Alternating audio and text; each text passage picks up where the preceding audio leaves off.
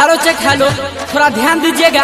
हमारे पूजा समिति से अनुरोध है कि मटकी फोड़ने का काम चालू किया जाए। आए हटो हम फोड़ेंगे, अरे नहीं हम फोड़ेंगे, आए तुम हटो हम फोड़ेंगे, अरे बाबू हम फोड़ेंगे। हाँ आया खुशी का समय बन जाओ न कन्हैया, आया खुशी का समय बन जाओ न कन्हैया, सुनो लटका गगरिया हम फोड़ेंगे। अरे थक गए क्या?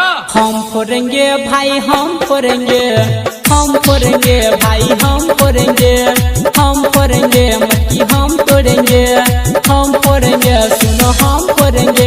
आया खुशी का समय बन जाओ न कन्हैया, सुनो लटका गगरिया हम फोड़ेंगे।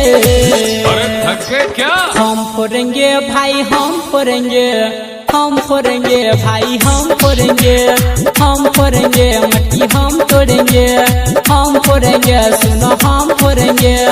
श्री श्री 108 जन्माष्टमी पूजा समिति आप सभी ग्राम वासियों का हार्दिक हार्दिक अभिनंदन करती है और करती रहेगी। आए बाबू धक्का धुक्की मत करो और आराम से फोड़ा फोड़ी का काम चालू रखो।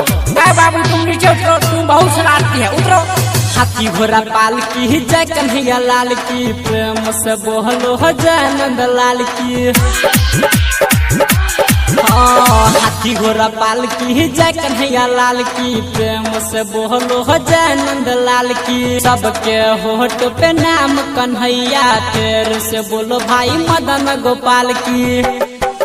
आज झूम शहर सुन पूरा नगर, आज झूम शहर सुन पूरा नगर, भाई मस्ती भरा दिन हम तोड़ेंगे। अरे थक गए क्या? हम फोड़ेंगे भाई हम फोड़ेंगे, हम फोड़ेंगे भाई हम फोड़ेंगे, हम फोड़ेंगे मटकी हम तोड़ेंगे, हम फोड़ेंगे सुनो हम फोड़ेंगे। हेलो चेक हेलो, भैया थोड़ा आवाज दीजिए। और हाँ पूजा समिति से निवेदन है कि छोटे छोटे बच्चों को भीड़ में जाने से मना करें। थोड़ा सा सावला थोड़ा सा काला, सबके दिलों के है वो रखवाला। थोड़ा सा सावला थोड़ा है काला, सबके दिलों के है वो रखवाला। राधा के दिल में है बस में बाला, बरनट खट है मुरली बाला। भाई प्रेम पुजारी चलो करो न तैयारी, आया प्रेम पुजारी चलो करो न तैयारी, न तो सबसे पहले हम तोड़ेंगे। अरे थक गए क्या?